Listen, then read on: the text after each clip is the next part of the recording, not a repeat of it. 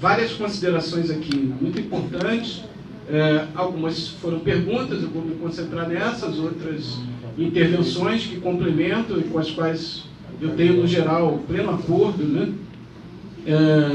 Acho que hoje todas as questões relacionadas que foram levantadas aqui pela Karina, pela Rebeca, pela própria do Céu, com os ataques que está sofrendo a área da educação, né, são fundamentais. São fundamentais para pensar a dinâmica das lutas sociais no presente, não apenas do ponto de vista da educação, né, mas do ponto de vista mais geral da sociedade. De um lado, porque trabalhadores e trabalhadoras de educação são hoje dos mais ativos no movimento social, no movimento sindical, no Brasil e no mundo, né? Quando a gente vê aquelas estudos, estatísticas de greves que são feitas pelo DIEESE, né, ano após ano, né, os últimos levantamentos do DIEESE têm mostrado que ocorrem no Brasil hoje mais greves no setor público do que no setor privado, e no setor público, os setores onde mais greves acontecem são a educação e a saúde, né? Esse papel, né, ativo dos trabalhadores e das trabalhadoras em educação nas lutas sociais não é uma exclusividade da realidade brasileira. Se a gente olhar para os Estados Unidos, né, a economia capitalista mais avançada do mundo, até 2 anos atrás a curva de greve estava numa descendente, né, que tinha chegado no ponto mais baixo desde que eles começaram a contabilizar, né, as greves lá no meio do século XX, estatística oficial, né? De 2 anos para cá, isso virou puxado por grandes greves de profissionais da educação, de professores, fundamentalmente, né? Essas greves têm acontecido na rede pública, nos estados, né? Agora mesmo está acontecendo uma greve muito forte em Chicago, nos Estados Unidos, mas nos últimos 2 anos foram muitas greves, né? E elas têm potencializado todo um movimento de recuperação numa linha mais combativa, né, do sindicalismo, da intervenção grevista, da classe trabalhadora nos Estados Unidos, especialmente nas áreas relacionadas aos serviços, especialmente aos serviços públicos, né, muitas greves também de enfermeiras em hospital e tal. Há uma questão que vai para além da luta trabalhista, luta econômica envolvida nessas greves do setor da educação, como também do setor da saúde e outros, né, relacionados a políticas públicas. As políticas de retirada de direitos têm efeito tanto nos países centrais quanto nos países periféricos, né, de destruição das condições de vida da maioria trabalhadora da população. Essa destruição dos direitos e essa deterioração das condições de vida é sentida mais de perto por aqueles trabalhadores que, precarizados em suas relações de trabalho, né, veem a precarização dos serviços públicos em que eles atuam, porque estão em contato direto com a classe trabalhadora, com os filhos da classe trabalhadora, né? Então é na educação pública que o trabalhador da educação pública sente mais diretamente, não apenas, né, como essas políticas atingem as suas condições de trabalho, mas sente como elas atingem as condições de vida da maioria da população, dos seus estudantes, como dos usuários da saúde pública, por exemplo. Essas lutas têm um potencial, né, de além de lutas econômico-corporativas hoje, elas se relacionam com outros movimentos pelas condições de vida, pelos direitos dessa maioria trabalhadora da população. Então, lá nos Estados Unidos, que eu citei como exemplo aqui, essas greves se articularam, porque às vezes os sindicatos não queriam fazê-las, mas elas se articularam com movimentos das periferias, das regiões mais empobrecidas, porque lá a proporção de dinheiro que vai para a escola pública varia conforme a proporção de impostos arrecadados em cada região da cidade.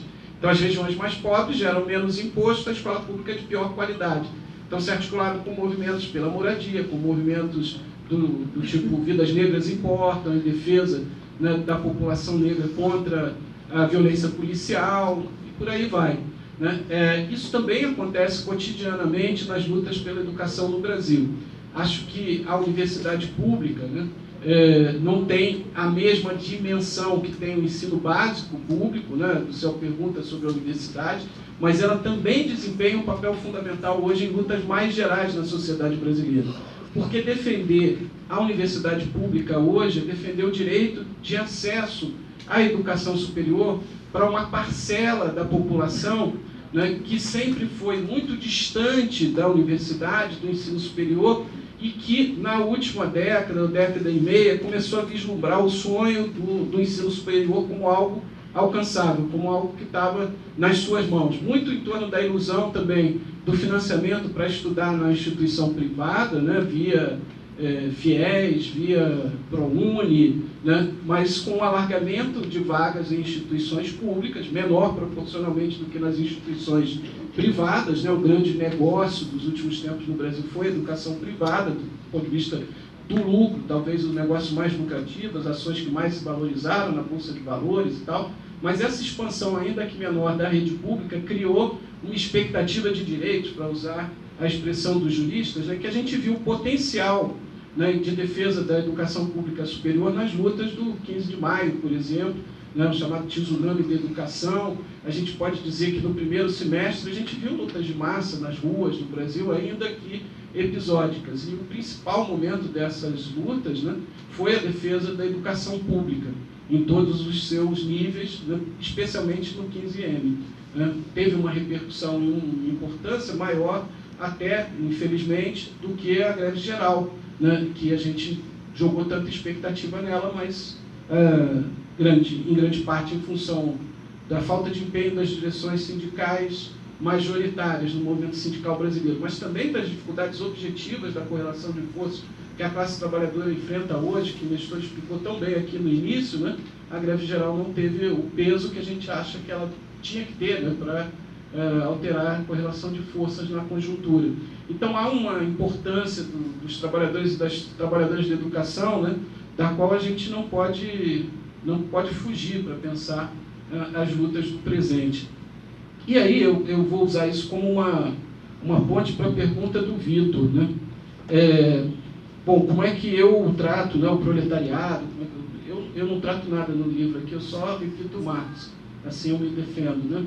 Mas não, eu busco no Marx a inspiração para pensar essas questões. Foi ele que disse. Não fui eu, foi ele que disse. Então, vou usar uma passagem aqui de que o Marx usa num texto, daqueles textos que ele escreveu preparando o Capital, né, em que ele diz assim: uma cantora que entoa como um pássaro é um trabalhador improdutivo.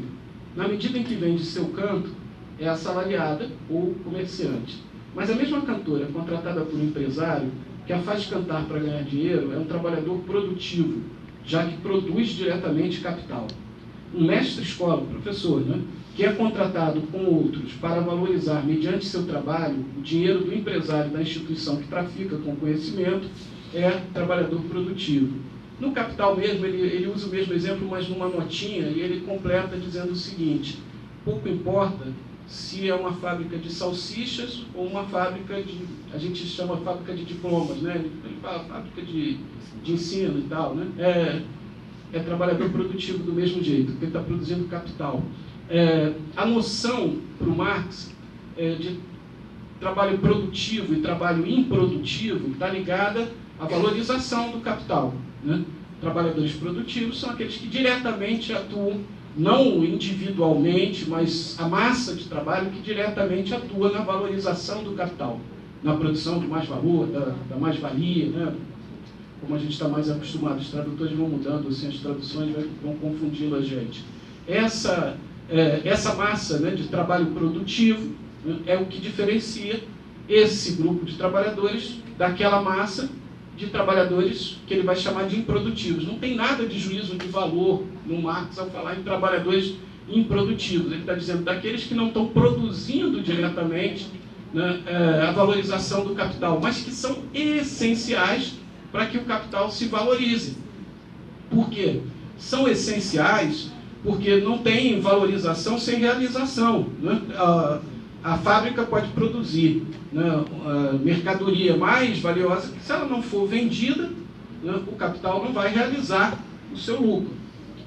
Essa venda é feita no comércio. O trabalhador do comércio, por exemplo, é um trabalhador improdutivo, mas ele é essencial para a valorização do capital.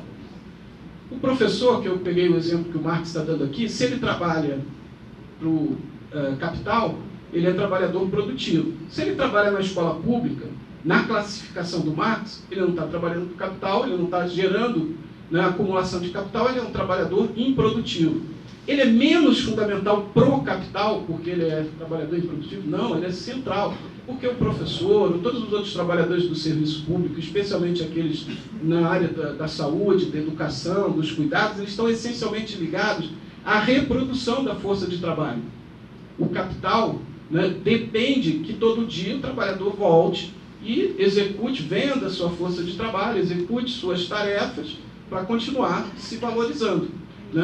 Mas para que esse trabalhador volte no dia seguinte, venda a sua força de trabalho, continue, né, gerando valor para o capital, ele precisa comer, dormir, descansar, ele precisa ser treinado para fazer aquilo, ele precisa ter um nível de educação formal que lhe permita, pelo menos, ler as instruções, né, das máquinas que ele vai operar. Né? Tudo isso significa uma série de trabalhos improdutivos, no sentido de que não estão produzindo diretamente valor para o capital, mas fundamentais para a reprodução ampliada do capital, para a sua realização e para a própria reprodução da força de trabalho. Claro, nem todo trabalho que é fundamental para a reprodução da força de trabalho é remunerado. Né? A gente teve aqui o depoimento da Santana que chamou a atenção. A jornada de trabalho das mulheres que trabalham nas fábricas de tecido não acaba quando elas saem da fábrica, continua em casa, ou duplica-se, ou triplica-se em casa. O que as mulheres fazem em casa? Elas performam um trabalho essencial para a reprodução da força de trabalho, cuidado, né? Comida, roupa, doença, repensar os problemas todos que são necessários ser pensados para que a família possa continuar se reproduzindo enquanto força de trabalho na classe trabalhadora, e esse trabalho não é remunerado pelo capital, mas é essencial, né, para que a força de trabalho volte lá no dia seguinte, desempenhe suas atividades e tal. Né? E mais do que isso, ele rebaixa o custo da força de trabalho, porque se ele não é um trabalho remunerado, ele diminui o custo dessa reprodução da força de trabalho, que no final das contas é o que o salário paga. O que o salário paga para o trabalhador? Né? Isso varia conforme a hierarquia no processo do trabalho, varia historicamente, conforme a capacidade de luta dos trabalhadores, mas se a gente abstrair isso tudo, na essência o que o salário paga é o custo da reprodução da força de trabalho.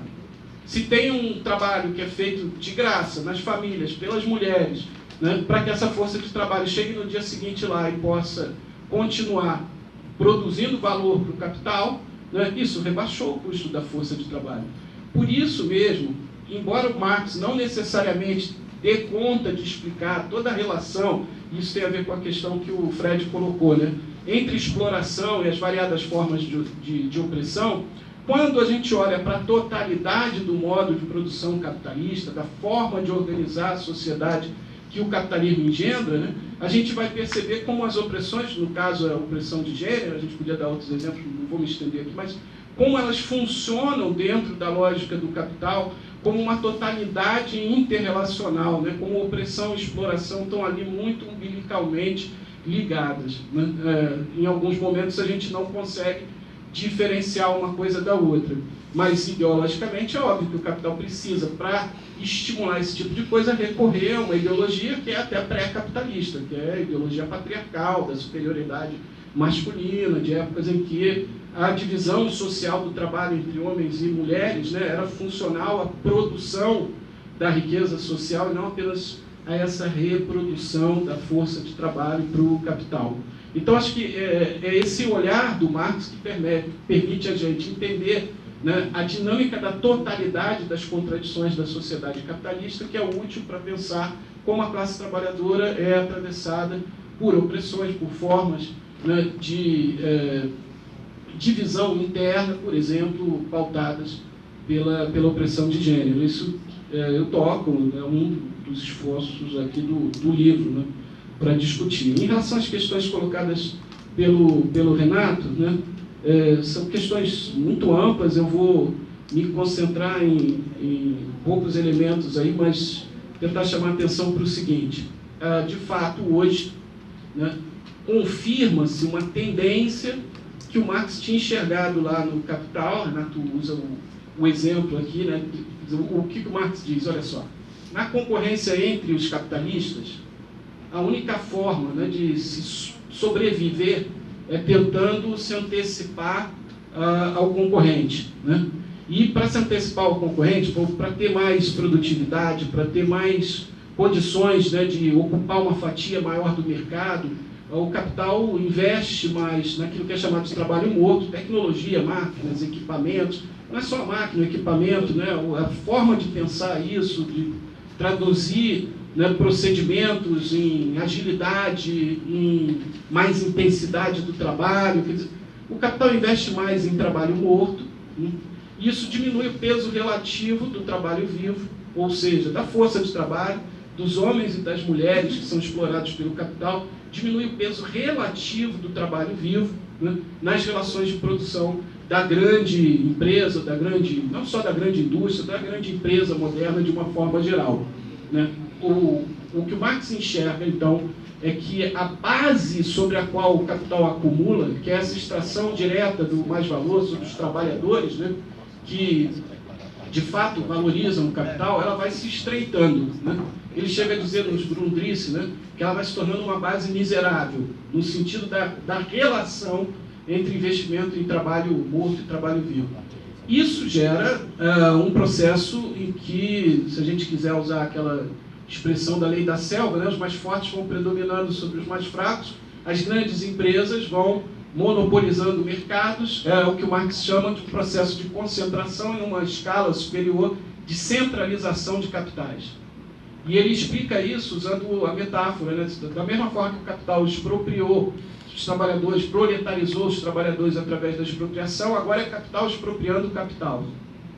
São poucos concentrando muita riqueza. Marx está mais do que certo pelos dados que essa semana tem novo relatório daqueles do Credit Suisse, né? Então, oito figuras detêm a mesma quantidade, 8 pessoas detêm a mesma quantidade de riqueza que metade da população mundial, né?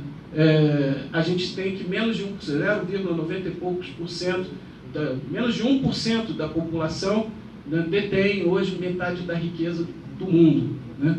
É uma escala de concentração, de centralização de capital, de riqueza, né, inimaginável na época que o Marx escreveu, mas ele explica por que isso está acontecendo, vai acontecer. Isso não significa que, em termos absolutos, né, a classe trabalhadora, e especialmente os trabalhadores que o Marx chama de produtivos, aqueles que estão gerando valor e tal, ela diminua imediatamente. A tendência se realiza num processo muito amplo. A gente enxerga em termos relativos, tem mais tecnologia envolvida, tecnologia pouco emprego e tal, né? Mas se a gente olhar para os dados do mercado de trabalho mundial, né, ele se conta hoje aos bilhões. A força de trabalho disponível, a população economicamente ativa é de 3,5 mais bilhões de pessoas. Empregados hoje, 2, pouco bilhões de pessoas. Isso é 1 bilhão a mais do que há 20 anos atrás. Então a classe trabalhadora só faz crescer no mundo. Se a gente olhar para os dados para a distribuição relativa por setores da economia, né, o Marx, quando ele fala trabalhador produtivo, improdutivo e tal, ele diz tudo é a classe trabalhadora, né? Eles estão todos sendo reduzidos ao assalariamento, até aqueles que antes a gente enxergava como trabalhadores mais especializados ou profissões liberais, né? Ele usa uma expressão meio chula, mas que ele diz assim: da prostituta ao rei estão todos sendo reduzidos ao assalariamento. Ele fala na língua original meio um palavrão, não fala prostituta como eu estou falando aqui. Ele quer acentuar com isso uma generalização do trabalho assalariado e da classe trabalhadora, do processo de proletarização. Mas ele distingue por essa relação com o capital. Quando a gente pega as estatísticas de trabalho, elas distinguem por setores agrícola, indústria da transformação e serviços, basicamente, né? Se a gente olha os dados do mundo hoje, diminui crescentemente, né, diminui rapidamente a força de trabalho empregada na agricultura. Mas é um processo em curso ainda, porque até pouco mais de uma década atrás, mais da metade da população mundial estava no campo, né? Hoje, 55% mais ou menos da população urbana. Mas é muito recente essa virada aí. E ainda tem muita gente sendo expropriada e proletarizada no campo pelo mundo. Quando a gente olha para a Índia, por exemplo, que é a conta de 1 bilhão de pessoas, né, em que esse processo ainda está em curso, a maioria da população está virando urbana, mas ainda é a maioria camponesa e tal, a gente percebe, né, que tem muita gente sendo proletarizada ainda e expropriada aí no mundo. Então diminui a força de trabalho empregada na agricultura, cresce proporcionalmente a força de trabalho empregada em serviços. Ricardo Antunes, né, chama o proletariado do século XXI será essencialmente um proletariado de serviços. Mas o que mais chama atenção é que no quadro internacional, né, a força de trabalho empregada na indústria de transformação, ela não diminuiu, proporcionalmente ela também cresceu menos, mas é de 19, alguma coisa por cento para 21, alguma coisa por cento nos últimos 20 anos. Então, ainda o capital emprega e necessita empregar muita gente diretamente na produção do valor, na valorização, né, do próprio capital. Mas isso se dá, né, numa tendência geral a que o predomínio do trabalho morto em relação ao trabalho vivo vai diminuindo, né, a base a partir da qual o capital acumula, que é a produção da mais-valia. Daí que o Marx, lá no livro 3 do Capital, vai falar da tendência, a queda da taxa de lucro. Todas as leis, o Marx fala, essa expressão lei no Capital, né, são leis de tendência. Ele sempre diz que outras contra-tendências podem atuar, né, para evitar, adiar, né, é só na longa duração que a gente vê essas tendências se materializando. Né? E, por fim, essa segunda pergunta do Renato também é super pertinente e é o nosso desafio, né? Como é que a gente organiza essa classe trabalhadora tão fragmentada hoje, né, num momento em que as formas tradicionais de organização, sindicato, partido, vivem sobre um intenso questionamento, né, em grande medida, pela fragmentação da classe nas relações objetivas de produção, mas também pela incapacidade que a maioria dessas organizações teve de dar respostas consequentes para os problemas que a classe está enfrentando, né? Esse não é um desafio que tenha respostas fáceis, mas eu diria, a gente precisa inventar o novo sem esquecer, né, aquilo que tem de acúmulos da tradição das lutas da classe desde o passado. Inventar o novo por quê? Porque a cada transformação nas condições objetivas da classe, aparecem movimentos concretos que visam minorar o impacto ou mudar a situação, né? E em alguns momentos a gente vai ver lutas pela moradia ganhando maior dimensão, lutas contra, né, a violência policial na periferia, nas favelas das grandes cidades brasileiras ganhando maior dimensão. Por quê? Porque a classe que não se concentra só em grandes fábricas, ou cada vez menos se concentra em grandes fábricas, mas ela se concentra nas condições precárias de moradia, na periferia, nas favelas, né?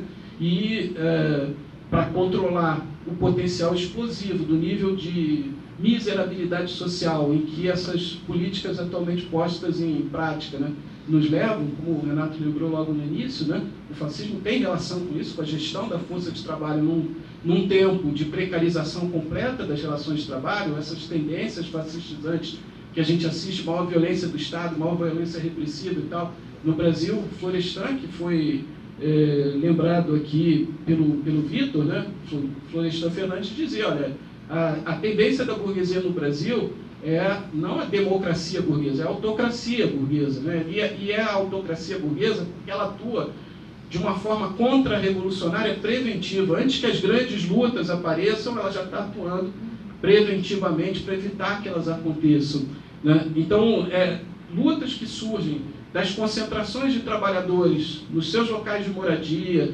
nos seus locais de sociabilidade, elas também são importantes. Mas não dá para a gente pensá-las em separado das lutas tradicionalmente organizadas pelos sindicatos, por exemplo. Mas mesmo dentro dos sindicatos a gente precisa reinventar, né, o novo. E com isso eu já vou concluir, que a Raquel aqui também é flamenguista, ela está preocupada com ela. Mas eu vou concluir com uma história, um exemplo concreto que eu pesquei há pouco tempo. Pode ser do Grêmio. Não, mas acho que não. Acho que não, eu confio. Bom, mas um exemplo concreto que eu pesquei há pouco tempo na imprensa, uma matéria do New York Times chamava atenção para o seguinte. Vocês viram que a conquista aqui do Uber, do reconhecimento de um trabalhador como tendo relação empregatícia com a empresa Uber, né? Ela é uma conquista que está sendo tentada no mundo todo. Ela avança num lugar, cai em outro. Aqui o TST tem barrado em segunda instância essas conquistas em primeira instância, né? Mas vocês viram que na Califórnia, o estado da Califórnia aprovou uma legislação nessa direção, de que os trabalhadores do Uber e de outros aplicativos têm vínculo de emprego, por isso tem direitos trabalhistas que as empresas têm que cumprir. Isso não foi pensado pelo legislador, é fruto de luta, né? Luta dos trabalhadores lá de aplicativos.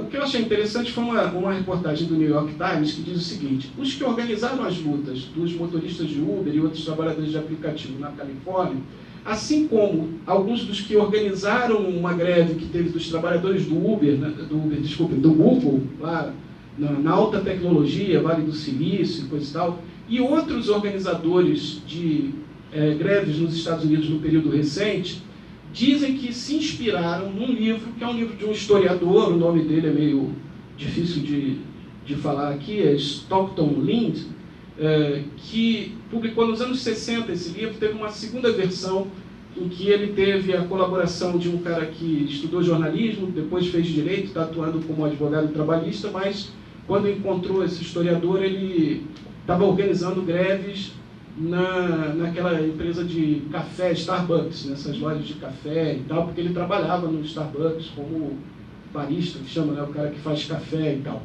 Bom, o que é esse livro? É um livro que chama Legislação Trabalhista para a Base, ou a partir da base, né?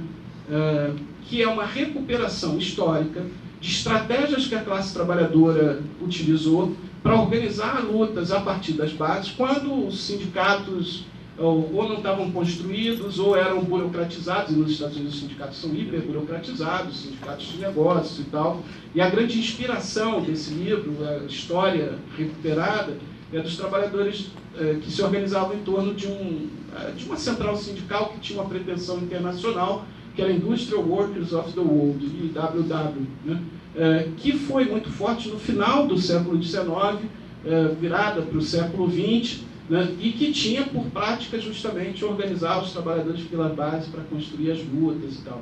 Então, vejamos, esses trabalhadores mais precarizados hoje da uberização das relações de trabalho, aqueles do setor de ponta da indústria de alta tecnologia e tal, se inspirando em estratégias de luta do final do século XIX para reorganizar sindicalmente, embora não necessariamente através dos sindicatos estabelecidos, né, as lutas da classe trabalhadora. Essa constante reinvenção, a novidade que não deixa de ter em conta, né, a experiência do passado, que nos desafia. É isso que a gente precisa ter para buscar avançar, né, nas lutas hoje, diante das questões que estão colocadas hoje. Desculpa se eu falei demais nas respostas aí, Raquel. Espero que tenha pelo menos contemplado minimamente as questões que vocês levantaram. Muito obrigado. Muito obrigado pela